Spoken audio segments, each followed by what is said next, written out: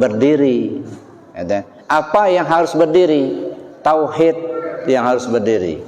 Alatnya apa? La ilaha illallah. Nah, itulah tongkat Nabi Musa. Ya.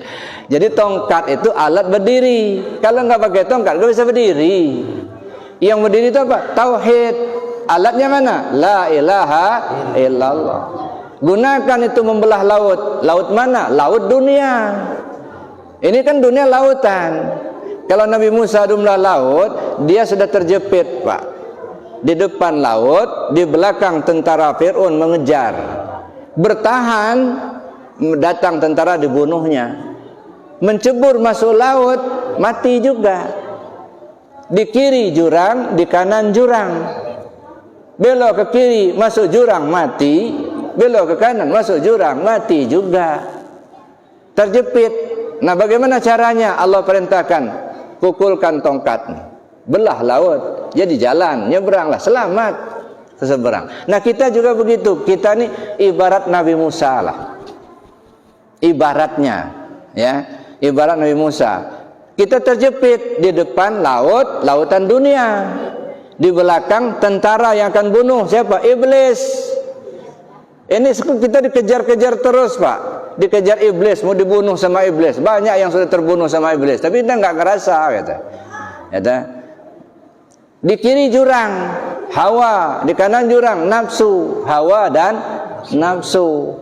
Kita terjepit ini. Di depan laut dunia, di belakang iblis. Di kiri jurang hawa, di kanan jurang nafsu. Caranya bagaimana? Gunakan tongkat. Tongkat apa? La ilaha illallah. Artinya berjalanlah di muka bumi dengan la ilaha illallah. Nah, kalau kita menempuh kehidupan di atas muka bumi dengan la ilaha illallah, maka akan menjadilah kita bak ikan dalam lautan. Bagaimana ikan di laut?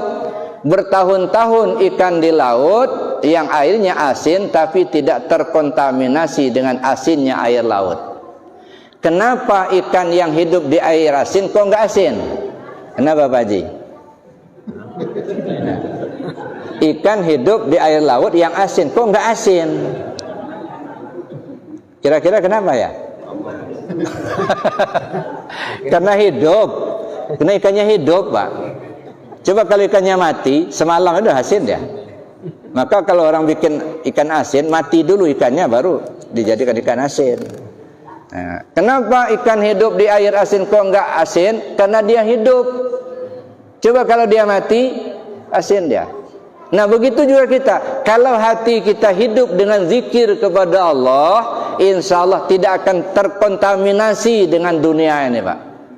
Nggak akan hijau pula mata kita melihat duit orang banyak itu. Kenapa? Kita sudah ada pedoman di dalam hati kita ini, zikir kepada Allah.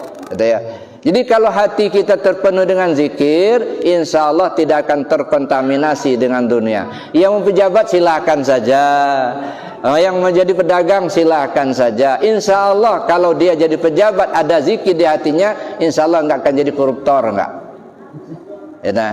Yang jadi koruptor itu kena hatinya kosong, Pak, nggak ingat Allah, nggak. Yang mau pedagang silakan, nggak masalah. Insya Allah dia tidak akan mengurangi takaran dan timbangan. Kenapa? Karena